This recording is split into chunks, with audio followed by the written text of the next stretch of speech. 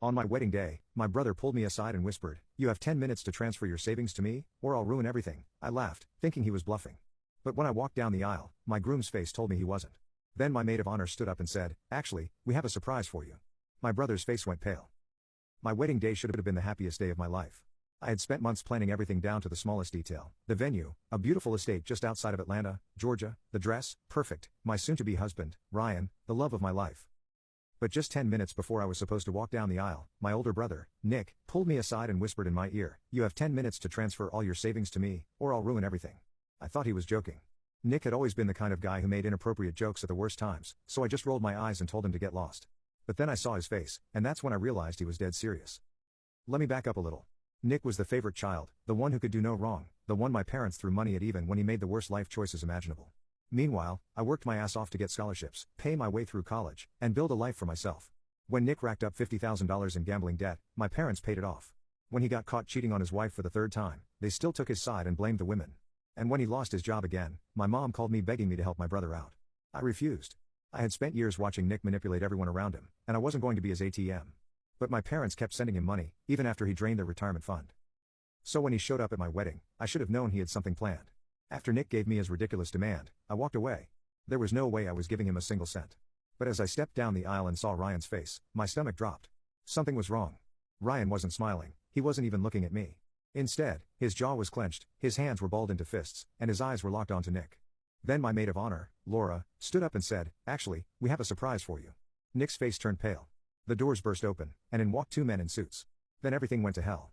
The entire room turned to look as the two men in suits marched down the aisle. They weren't smiling, they weren't wedding guests. I turned to Ryan silently, begging him to tell me what was going on, but his jaw was locked so tight I thought his teeth might crack. One of the men, the taller one with a shaved head, pulled out a badge. Gasps rippled through the crowd. My mom clutched her pearls, my dad stood up so fast his chair scraped against the floor. Nick tried to run, but before he could take 2 steps, the other agent, a stocky man with a scar on his cheek, grabbed him by the arm and yanked him back. "Nick Carter, you are under arrest for wire fraud, identity theft, and extortion. You have the right to remain silent." The words blurred, my ears rang. I turned to Ryan again, looking for answers, but before he could say anything, my mother lunged at the agent. "This is a mistake," she screamed. "He's a good boy, he would never." The agent barely flinched. "Ma'am, step back." But she wasn't done. "This is her fault," she spat, her face twisting into something ugly. "You put them up to this, didn't you? You always wanted to ruin him." I couldn't even process what she was saying. Ryan was the one who snapped. "Are you kidding me right now?" His voice was low, dangerous. "Your son stole from me, from us. He used my name to open credit cards, drained our honeymoon fund, and then tried to blackmail your daughter for more. And you're blaming her?" My mom's mouth opened and closed like a fish gasping for air. Nick was struggling against the agents, shaking his head frantically. "Ryan, man, we can fix this. Come on, don't let them do this. It's just money, just money." I had to grip the back of a chair to steady myself. Nick stole from Ryan, my future husband, the man I loved, and then had the audacity to ask me for more. And my parents, they weren't even surprised. Then I realized they knew.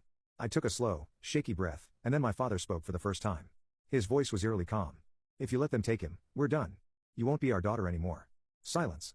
Every single person in the room was holding their breath. Then Laura, my best friend, my ride or die, let out a sharp laugh. "Oh, you have got to be kidding me." She stepped up beside me, arms crossed, chin lifted. "Nick stole thousands of dollars, lied, and tried to ruin her wedding, and your response is to disown the victim?" She turned to me. "If you ever wondered whether or not these people actually loved you, well, here's your answer." My heart felt like it had been ripped out of my chest, but before I could even react, my mother's next words cut even deeper. "We never wanted you anyway." The entire room fell into stunned silence, and then all at once, chaos erupted. Nick was shouting, still struggling against the agents. My mother was sobbing, throwing herself into my father's arms. My father just stood there, cold and silent. Guests were murmuring, some standing, some looking away in discomfort. And me? I felt nothing. Maybe because I had spent my whole life suspecting this was the truth. Maybe because deep down, I knew I had always been the outsider in my own family.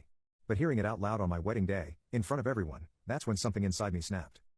I straightened my back, squared my shoulders, and looked my parents dead in the eye. Then I guess this is goodbye. I turned away, and for the first time in my life, I didn't look back. As I turned away from my parents, my chest felt tight, but I refused to cry, not in front of them, not after everything. But just when I thought the worst was over, Nick made his final move. He stopped struggling against the FBI agents, went completely still, and then turned to Ryan with a smirk. "You think you know everything, huh?" Ryan's hands clenched at his sides, but he didn't respond. Nick let out a low chuckle. "You sure you want to marry her, man? 'Cause I know something that might change your mind." A murmur spread through the guests. The FBI agents hesitated, watching closely. I went ice cold. Nick, shut up, I said, but he ignored me. Ryan, you ever wonder why she's been so secretive about her job? Why she never lets you see her bank statements? My stomach twisted. Ryan's jaw tightened. What the hell are you talking about? Nick turned back to me, his smirk growing. You want to tell him, sis, or should I? My whole body was on fire now. You're just trying to cause problems, I said. Nothing you say is true. Nick shook his head. That's not a denial. I wanted to rip his throat out, but I knew exactly what he was doing. Nick was cornered, he knew the FBI had him, so now his only goal was to burn everything down with him. I turned to Ryan, trying to keep my voice steady. Don't listen to him, he's just trying to mess with us, Nick laughed. Oh, really? Then you won't mind if I tell him about that little offshore account you've got, the one with over $300,000 in it. The entire room fell silent. Ryan's eyes snapped to mine. What? The air left my lungs. Nick was lying, I said quickly. You know he is. But Ryan didn't look at Nick, he was looking at me, and that was when I realized he wasn't 100% sure I was telling the truth. My throat tightened. Nick saw it too, he grinned like a shark. Oh, she didn't tell you, he let out a mock gasp. Wow, yes, that means she doesn't trust you. But hey, if you don't believe me, check for yourself. Ask her for her banking info, see if she lets you. My entire body was screaming. I wanted to fight, I wanted to slap the smug look off his face. But instead, I did the worst thing possible, I hesitated. It was only for a second, but that second. You can click on share and more to see if there is a part 2.